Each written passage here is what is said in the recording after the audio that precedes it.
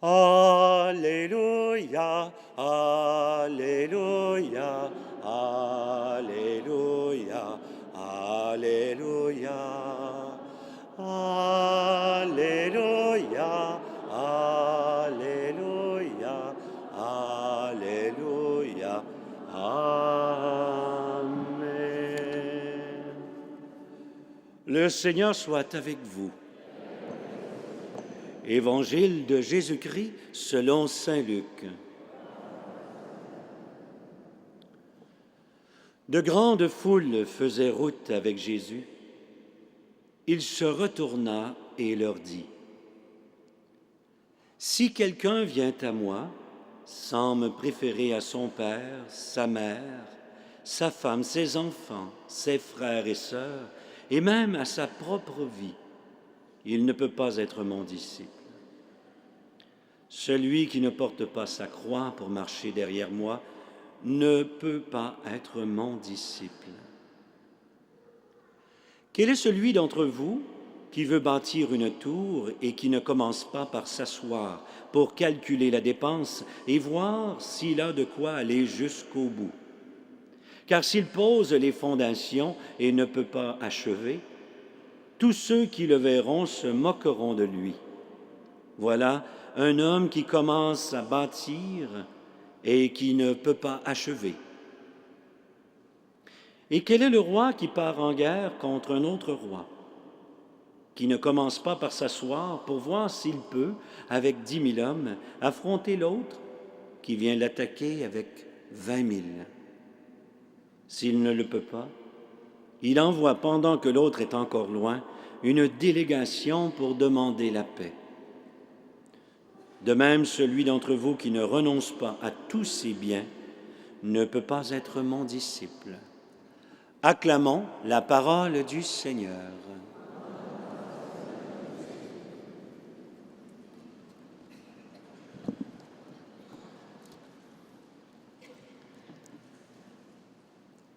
Alors déjà, nous sommes rendus au milieu, et le fil au milieu de la neuvaine, au milieu du festival de l'Assomption. Et au beau milieu, nous commençons donc à faire certains points charnières, à faire certaines charnières qui vont nous permettre de progresser, évidemment, de mieux en mieux, de plus en plus vers la célébration du 14 et du 15. Aujourd'hui, vous avez vu le thème, il était affiché il y a quelques instants. Oui, nous croyons. Et le fond de la thématique d'aujourd'hui, c'est faire communauté. L'exigence de faire communauté dans le contexte, évidemment, où présentement, il y a énormément d'éléments qui battent, je dirais, en brèche ou qui tendent à nous disperser ou à disperser toute tendance à une communauté profonde, une communauté de qualité. Aujourd'hui, il est assez facile de créer ce qu'on appelle communauté d'affinité. Ça, c'est peut-être l'un des grands acquis d'Internet. Je ne sais pas, peut-être certains d'entre vous avaient un intérêt pour, je ne sais pas moi, les caniches caramel. Et vous pouvez trouver sur Internet un groupe qui va s'intéresser aux caniches de couleur caramel. Ça, c'est ce qu'on appelle des communautés d'affinité. Certains d'entre nous, les gens qui fréquentent Internet, vont parfois en rester, je dirais, seulement à la superficie de l'intérêt commun. On va se concentrer sur ça, puis à la limite, je ne veux rien savoir sur les autres. Inversement, j'appartiens à quelques groupes qui sont des groupes très pointus, mais où vient à un moment donné, se développe un désir de se rencontrer et de faire des repas ensemble, et tranquillement, les gens, apprenant que je suis franciscain, que je suis prêtre, etc., parce que ce ne sont pas tous là au sens strict des groupes religieux, eh bien là, j'ai commencé à me faire demander à être présent à des moments clés de la vie de l'un ou de l'autre. Aujourd'hui, les groupes d'affinité sont très favorisés, mais faire communauté avec des gens très différents de nous, avec qui nous n'avons pas justement d'affinité, c'est extrêmement difficile. Parce qu'on tend de plus en plus, peut-être remarquez-vous, peut-être que vous remarquez dans votre propre vie, mais ne vous inquiétez pas, ce n'est pas seulement vous, c'est un phénomène qui est observable à travers toute l'Amérique, c'est le fait qu'on se rassemble de plus en plus entre semblables. Et de plus en plus, on devient allergique à rencontrer des gens qui n'ont pas le même statut, qui n'ont pas les mêmes intérêts, qui n'ont pas le même niveau de vie, etc. Et si bien que de moins en moins, on fait l'expérience de celui qui est très différent de nous. De plus, il y a même une certaine façon que vous avez tous entendu parler, dont vous avez tous entendu parler soit dans les médias ou dans vos discussions avec les autres. Il y a aussi une tendance actuellement à se mettre en valeur aux dépens des autres ou à se construire aux dépens des autres. Construire une fortune, une carrière, avancer dans son emploi, pas sans avoir nui à l'occasion aux gens qui nous entourent. Dans le monde de l'économie, on appelle ça plus ou moins la loi du libre marché. La seule chose, c'est qu'on ne l'applique pas vraiment, c'est-à-dire que des gens fabriquent quelque chose de semblable. Bien, si on était vraiment on respectait notre propre loi, on le laisserait faire, puis s'il grandit, bien, il grandit, puis si je rapetisse, je rapetisse. Or, la tendance est de vouloir absorber celui qui me fait concurrence. Absorber, c'est fort parce que ce n'est pas seulement laisser vivre, ce n'est pas même, je dirais, saine concurrence, c'est vouloir littéralement l'avaler.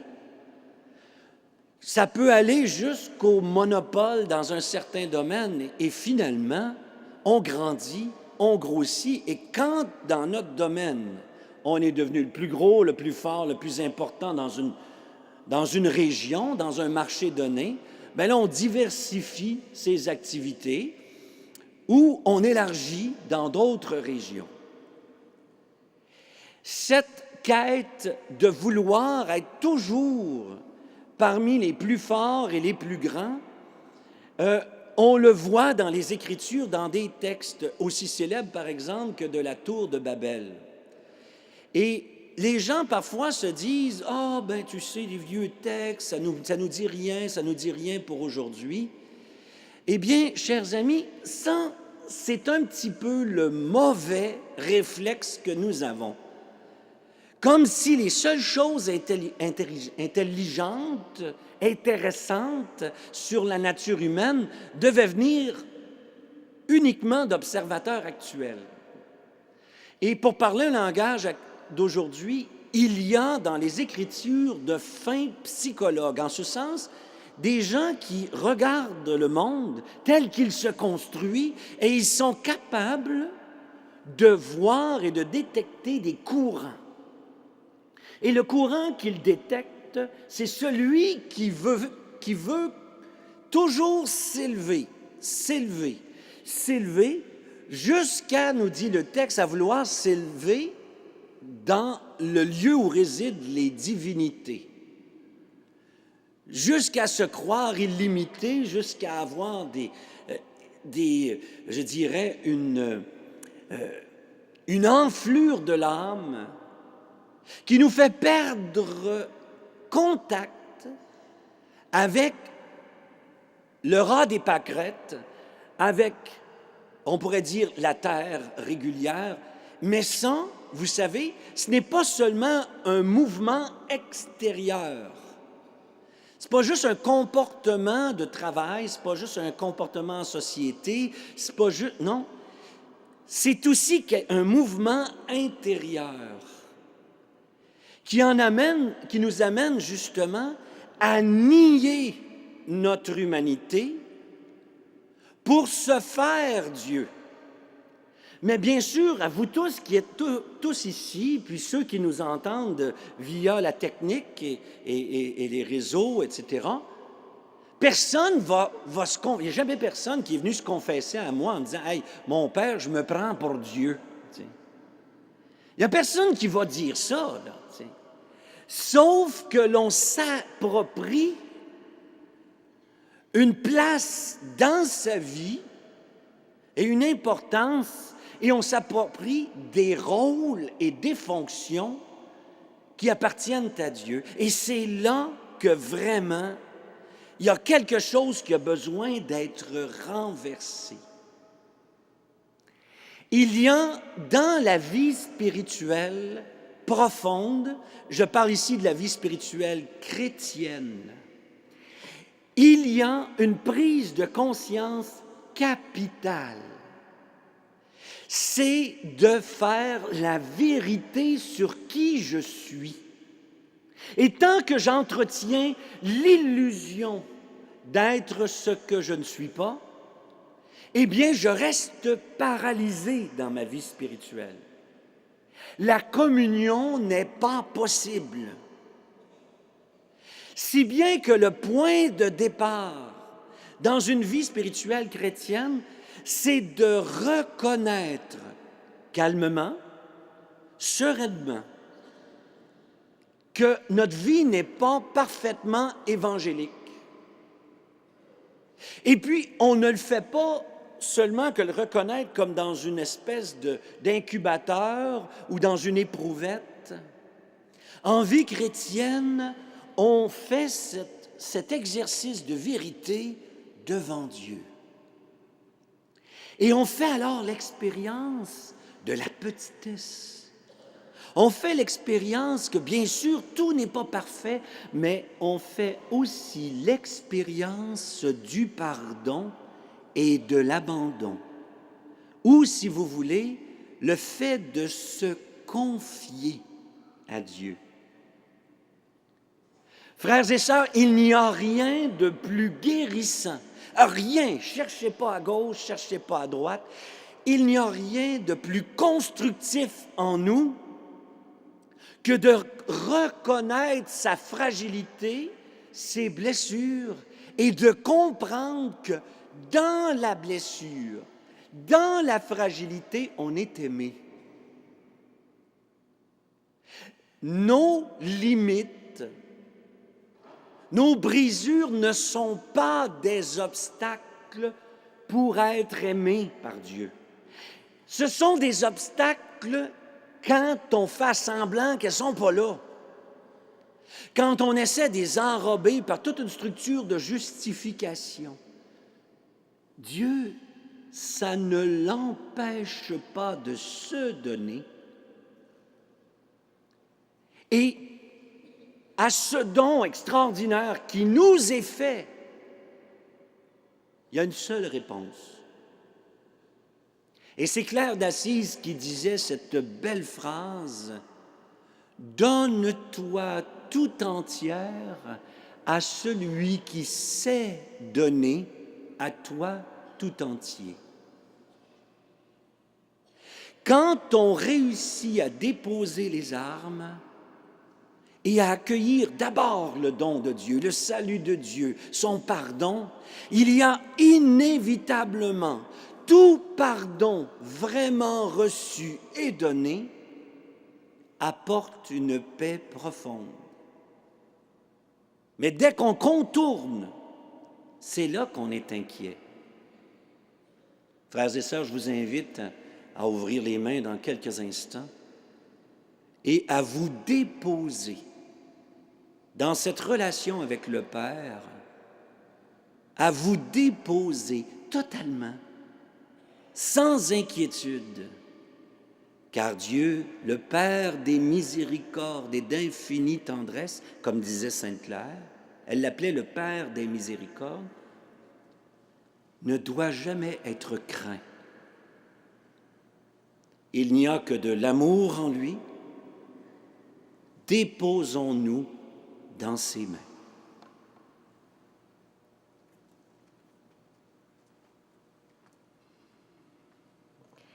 Pour ceux qui voudraient suivre les paroles du chant dans le recueil, au numéro 188 dans le recueil rouge, au numéro 188.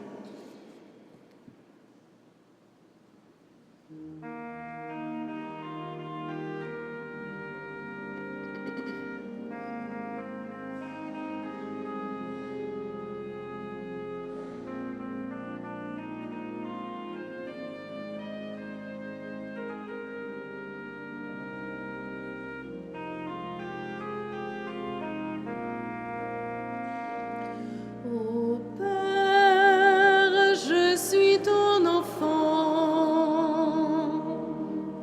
J'ai mille preuves que tu m'aimes. Je veux te louer par mon chant, le chant de joie de mon baptême.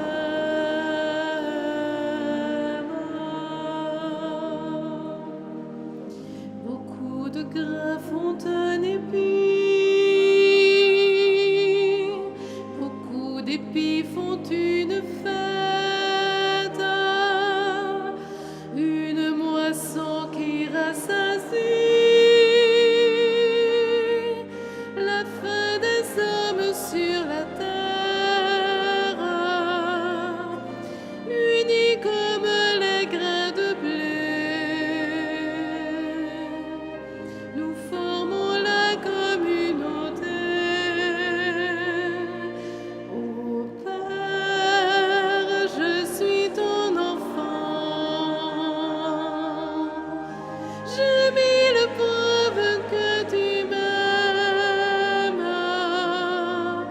Je veux te louer par mon chant, le chant de joie de mon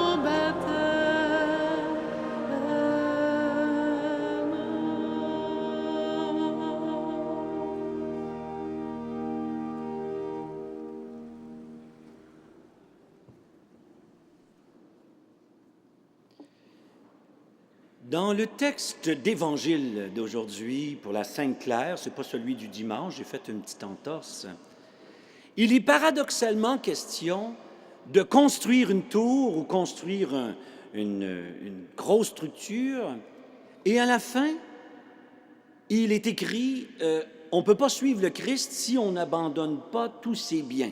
Bon. Bien sûr, pour nous autres qui sommes là, ça nous inquiète dans un sens, puis on a raison de s'inquiéter si on s'en tient à la lettre immédiate. Mais en réalité, vous savez, la grande question qui est derrière le texte, c'est est-ce que tout ce que nous avons sert, on va parler dans le langage de Claire, là, est-ce que tout ce que nous avons sert une noble cause?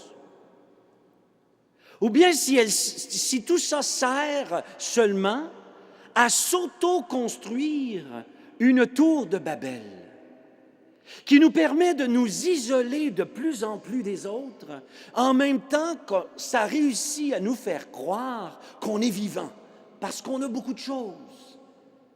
Car Saint François, c'est un des refrains qu'il a, ça.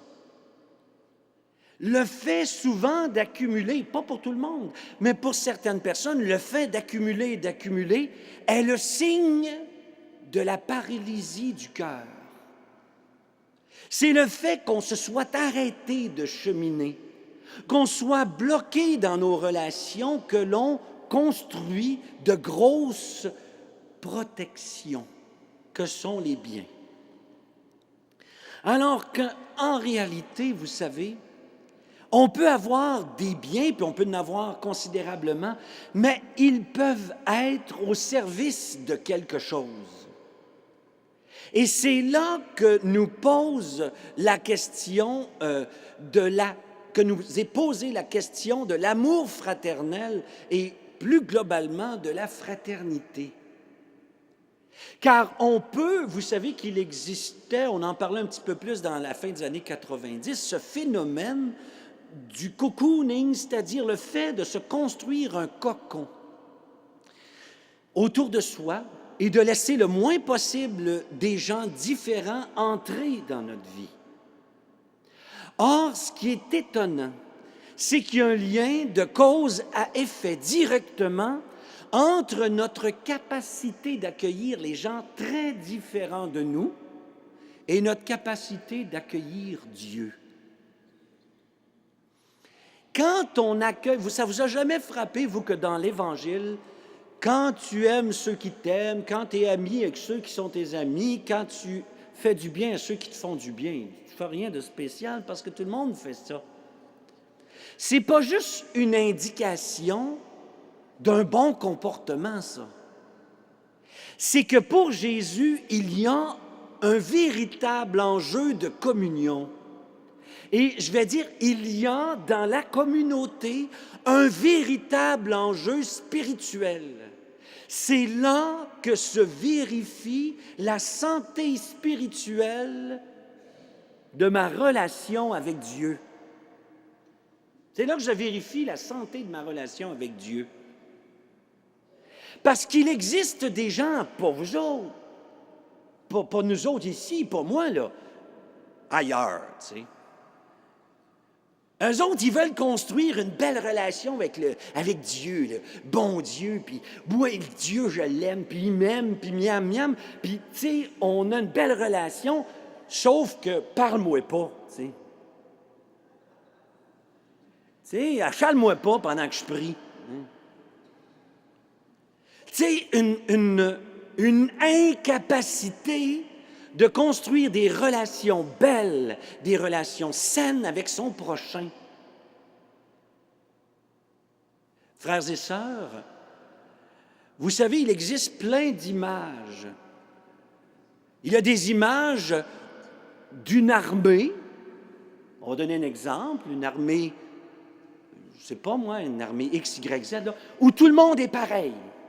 Puis tout le monde fait exactement la même chose et l'unité de l'armée, l'efficacité de l'armée est associée à la chaîne de commandement. Et puis, tout le monde doit entrer dans un certain moule. Et moi, je vous invite à penser l'unité et la communauté d'une toute autre manière. On va voir un sketch dans quelques instants, un sketch qui va illustrer un petit peu vers quoi on s'en va. Dans quelle direction on s'en va vers la fin de l'entretien? Et dans ce sketch-là, on va voir une nouvelle forme de faire unité. Celle qui nous est proposée par le Christ et par les Écritures. Et cette manière de faire communauté, elle est très différente de ce que nous entendons, nous, généralement, et elle est comme la contrepartie de la tour de Babel. Alors, j'invite les jeunes de Cap Jeunesse à s'approcher.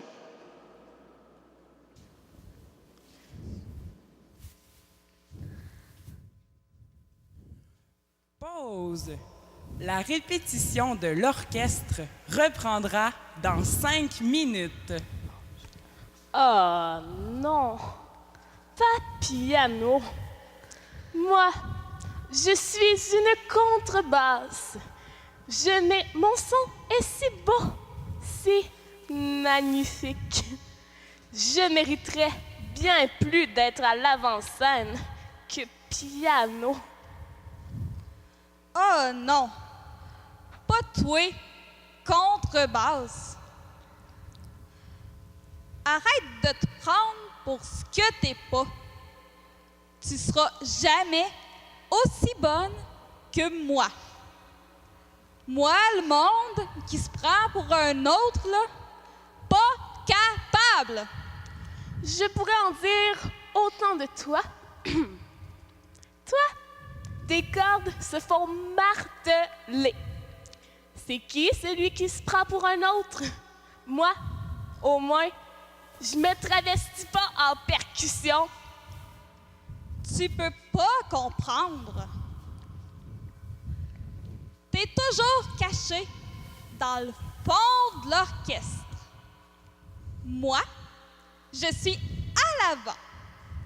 Je suis la star. Non, vraiment, t'es juste un espèce de gros violon engraissé. Ça suffit, tous les deux. Attendez-moi! Oups, je m'excuse, Triangle. On t'oublie souvent, mais t'as parfaitement ta place parmi nous. D'ailleurs, la participation de chacun est essentielle à la réussite de ce que nous faisons. C'est ce que le chef d'orchestre dit tout le temps. Mes interventions sont rares, mais nécessaires. Ding! Évidemment, vous ne feriez pas partie de mon orchestre si vous n'y aviez pas votre place. Vous êtes important pour la beauté de la musique. Cessez de vous écouter individuellement et écoutez plutôt l'ensemble. La partition serait incomplète sans votre ligne à jouer. Quand nous retournerons pratiquer, soyez attentifs à ce que chacun apporte au groupe et vous verrez l'ensemble de la richesse de vos différences. Bon, la pause est finie. Allons répéter. Hop, hop, hop.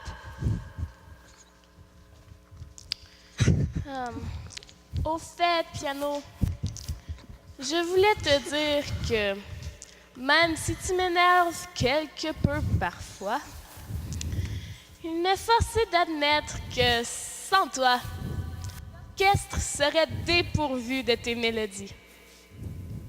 Et toi, malgré tes grands airs snobs, tu apportes à l'orchestre du rythme et du style. Sans toi, ce ne serait pas aussi beau. Viens-t'en, le chef va nous attendre.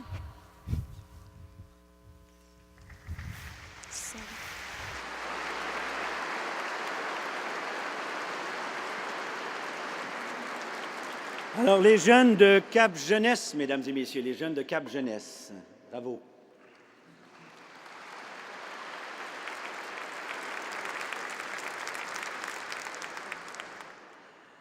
Ce que le sketch illustre, c'est la Pentecôte, mais la tour de Babel qui toujours tente à vouloir se frayer un chemin en nous, c'est-à-dire de vouloir s'élever en écrasant les autres. En fait, c'est non seulement la différence doit être tolérée, mais elle doit être favorisée. On a trop tendance à ramener à soi ceux qui sont différents de nous. Et on ne se rend même pas compte que quand on juge l'un puis l'autre, on les juge à partir de nos lunettes et on les juge à partir de nos souliers, puis que ces lunettes puis ces souliers-là, bien, ils nous mettent en évidence. On ne se rend même pas compte qu'on regarde les autres avec ce qui nous favorise, ce qui nous avantage. Si bien qu'on reproche à l'autre de ne pas être soi. Et c'est exactement l'inverse.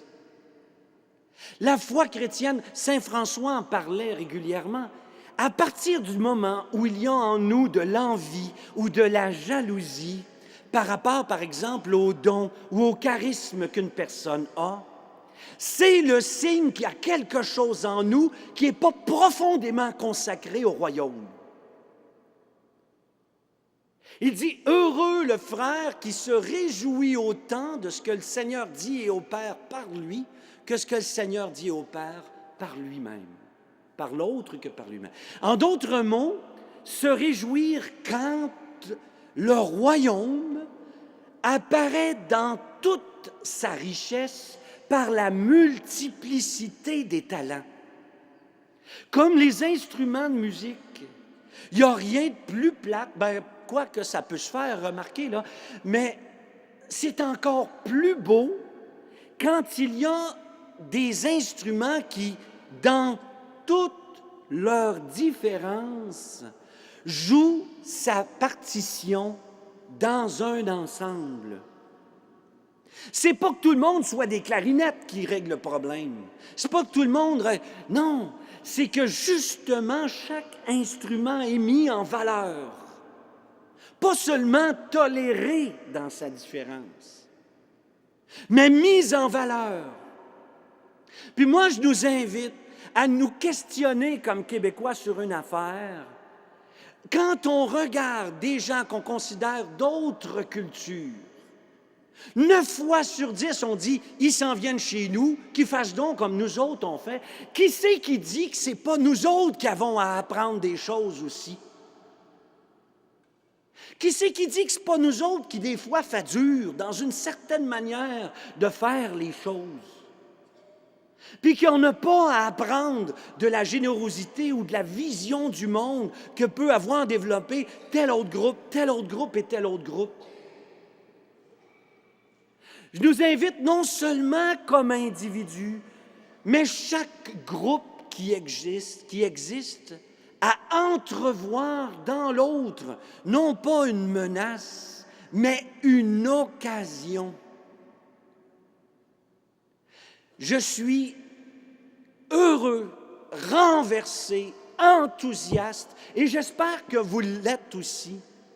Quand on voit arriver des autobus de personnes latino-américaines, haïtiennes, puis des gens qui viennent, les Amérindiens qui viennent ici pour la Sainte-Anne, etc., j'espère que vous êtes heureux. Puis que vous vous réjouissez, parce que moi, il me semble que nous autres, dans notre foi, il est le temps qu'on apprenne à se brasser le derrière un petit peu. Il me semble qu'on peut vivre une foi chrétienne un petit peu moins endormie. Que c'est le temps pour nous autres de sortir, d'être dehors, d'exister en société. Oh, on n'écrase personne, mais on reste quand même, on n'a pas peur de qui on est. Frères et sœurs, il ne s'agit pas seulement de tolérer la différence, mais de la favoriser. De la favoriser dans le sens où est-ce que chacun d'entre vous avait une contribution dans l'Église et dans le monde. La communion, elle se fait dans la différence. Sinon, ce n'est pas une vraie communion chrétienne. Que tous soient accordés, d'accord, que tous aient la même note de départ, la note de Dieu, le royaume de Dieu comme point de départ, d'accord, mais que chacun déploie le royaume à sa manière. Frères et sœurs, à la Pentecôte, l'Esprit Saint génère dans les disciples une parole éminemment personnelle et universelle. Et tous ceux qui reçoivent ne font pas qu'entendre n'importe quoi. Chacun reçoit dans sa langue maternelle. Chacun d'entre vous est appelé à vivre avec intensité la grâce du royaume, la grâce de l'Esprit Saint, la grâce du salut en Jésus, mais la preuve qu'on a accepté, accueilli le tout autre, c'est qu'on est capable de construire une communion véritable où l'autre, dans ses différences, a toute sa place. Frères et sœurs, le respect des différences, c'est le lieu de vérification de la confiance que nous avons en Dieu. Que le Seigneur vous fasse la grâce de vivre de l'esprit de la Pentecôte. Qu'il fasse grandir en vous une confiance entière dans le Dieu qui est présent dans le monde créé, dans le Dieu qui est présent par l'Esprit en vous et qui est présent aussi dans celui qui est totalement différent de chacun de nous. Amen.